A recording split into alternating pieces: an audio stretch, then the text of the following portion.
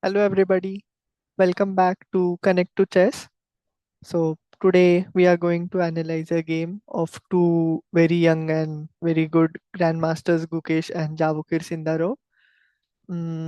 Yeah, so Tata Steel Chess, something about Tata Steel Chess. So it's called Wimbledon of Chess because it's a very strong tournament.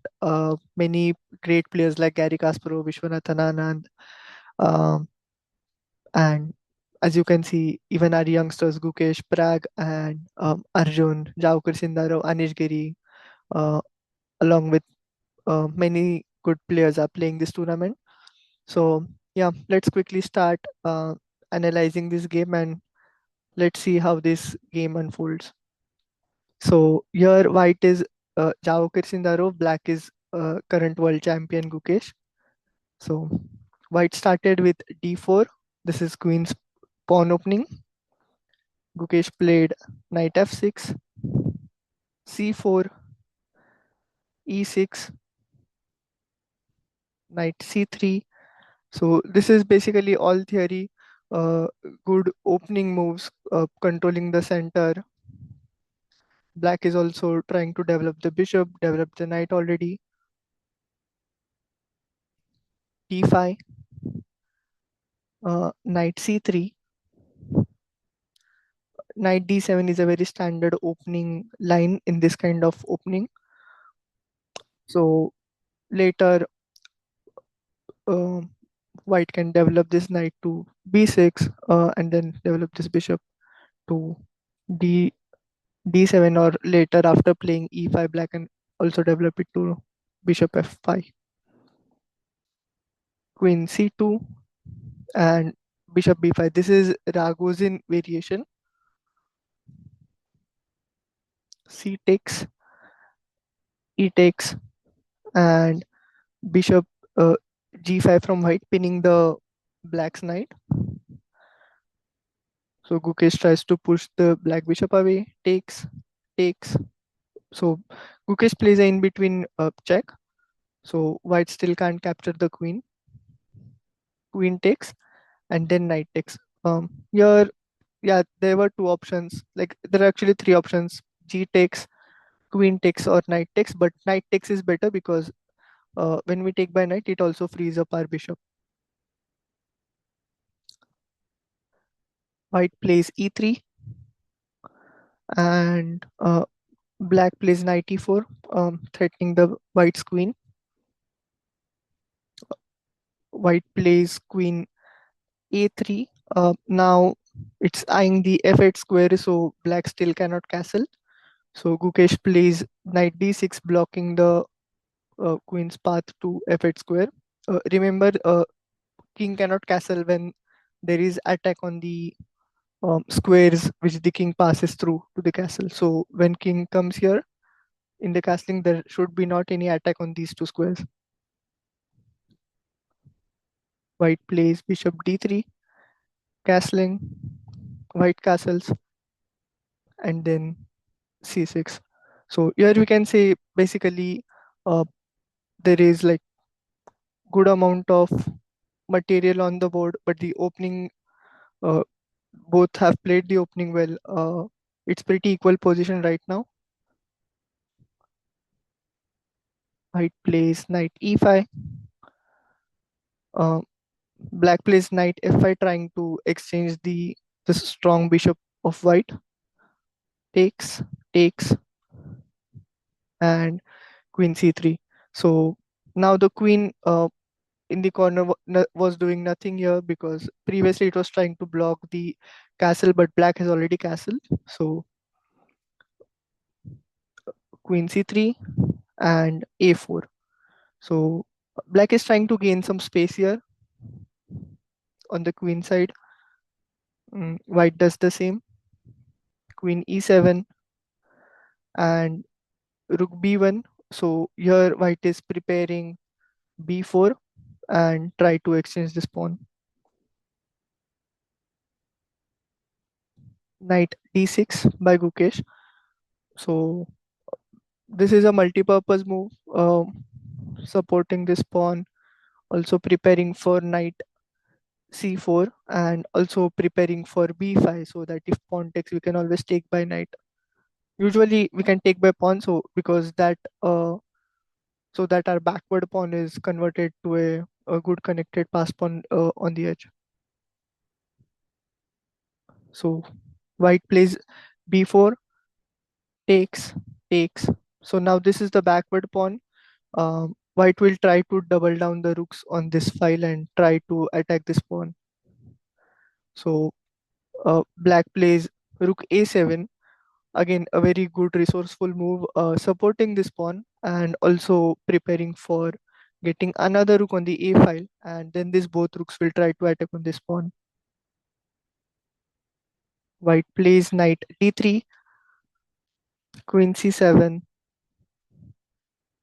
rook c1. So bringing the rook in the queen's way, this is always a good uh, like kind of tactic, because now whenever now as of now the knight is here, but let's say if the knight was on the f4 square, knight takes this pawn will always be threatened because the pawn cannot take back, because this pawn is pinned to the queen. Black plays rook a8, adding pressure on the a4 pawn. So this is a good move by white. White plays knight c5, protecting this pawn and adding pressure to this b7 backward pawn. So Gukesh plays knight c4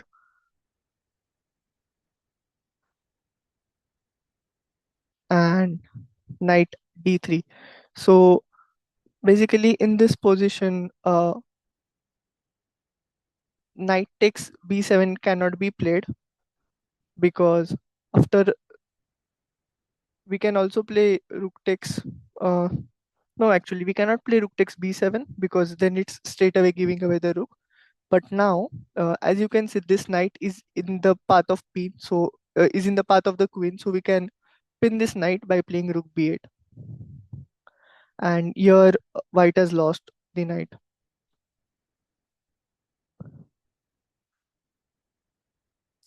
So white retreats with knight d3 and a5. So now on the queen side, everything is uh, it's kind of everything is already packed. There is like no good move here. So Gukesh is trying to gain some space on the king side and trying to block some this pawn structure. And as you can observe, Gukesh's queen is eyeing here. He can always bring back this rook anytime. But White's queen, it's not in the it cannot participate in the defense right now. So a5, a3, g6, and rook e1, a4. Now this move it ties all these three pawns to this structure. So white cannot play g3. Rook c1 again, and king g7 was played. So again rook e1, king g7, and here Gukesh plays king queen d8. Knight jumps in with knight e5, threatening knight takes knight, pawn takes, and rook takes. So threatening to win a pawn. Gukesh plays knight d6, rook rook a1, and knight e4. So now white plays rook a2, again trying to take this rook back to the a1 square, and again adding defense to this pawn. Queen d6, queen b6, queen e7, queen b3, and rook a5. So plan behind uh, this this is now black is actually preparing to play b5, and he needs this pawn to be supported by the rook. So if white takes by rook, we can always take by rook and attack on the queen. So b5 was played, rook a1, and now Gukesh brings his queen. So as you can see, Gukesh is trying to take this pawn down, like have a good control over the a file.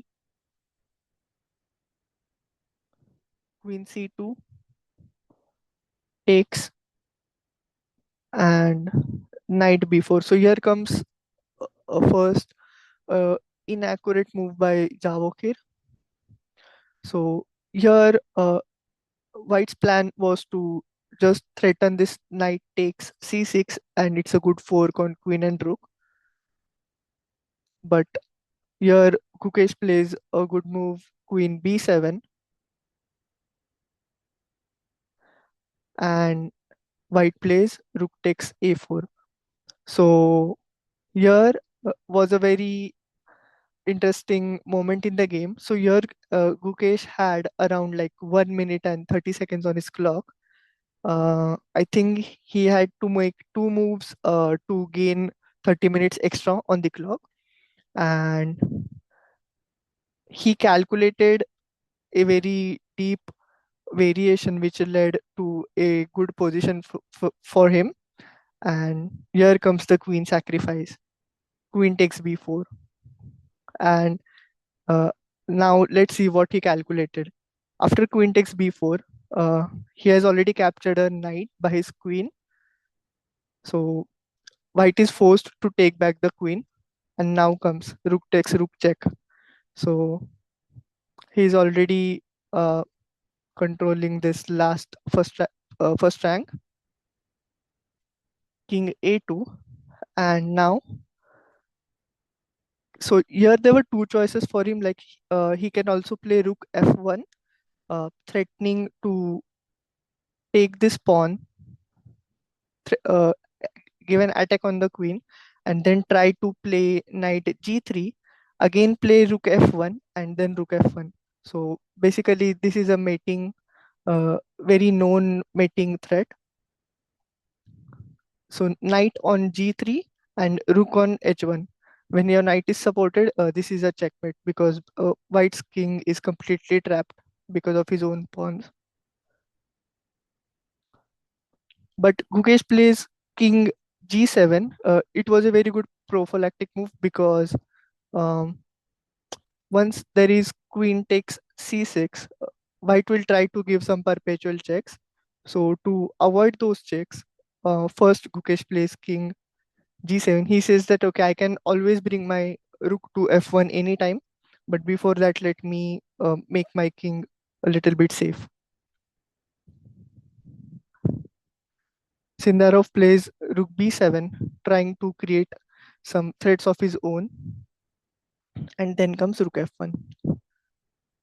So also note in this position, king g7 was a very good move, but you might be tempted to play move like rook a2, trying to attack the queen, and you can also take this pawn. But the thing is, after, sorry, yeah, after rook a2, you can always bring back this rook.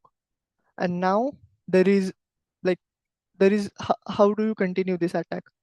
So it might have been inaccurate to play this. So Gukesh plays the best move. So he plays king g7, rook b7, and then rook f1. Queen takes pawn, and now rook a1. So now Gukesh is threatening rook h1 checkmate because king cannot escape from this square. It's guarded by this pawn as well as this knight. So it's a mate in one for black. Now all white needs to do is try to give perpetual checks.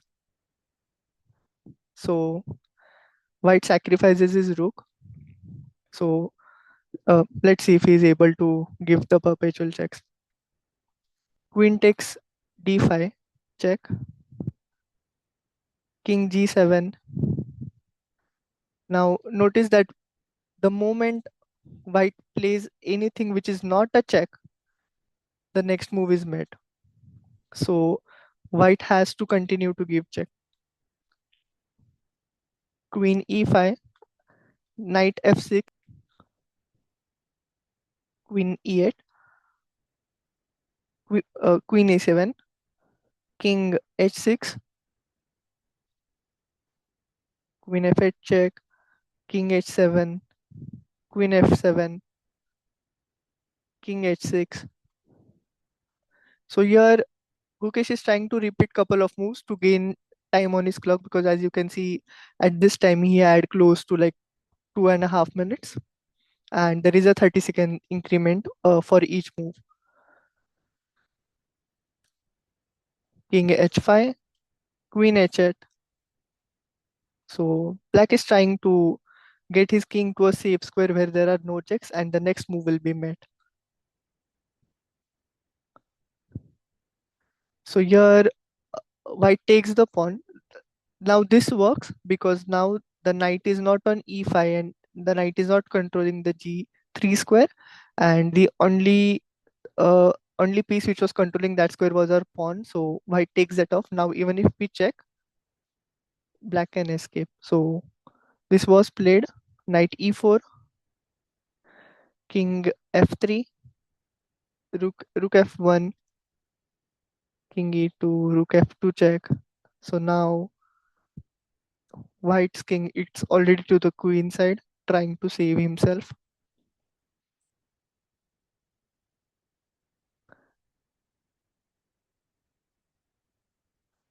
Rook b2. Now black has already cornered the white king, but queen is a very powerful piece. Like if you give queen a chance to come into the game, and especially when the black's king is open, uh, there is a high possibility of uh, perpetual checks.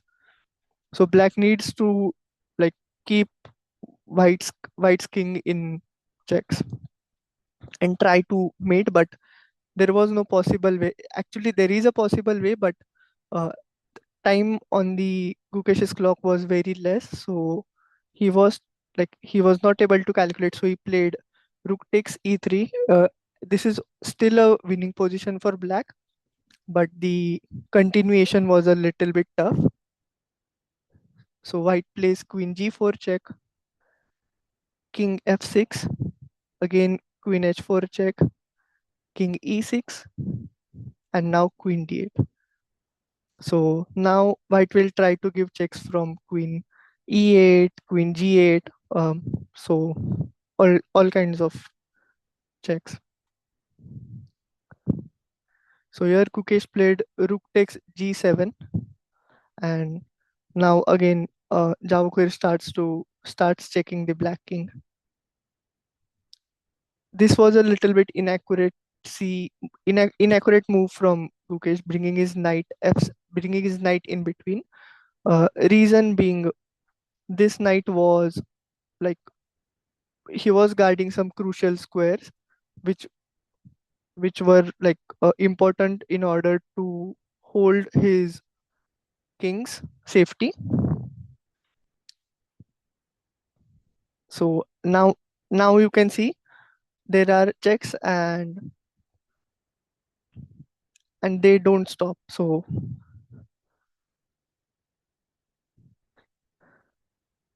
now there is like no move where black can play. So if black goes king g4 here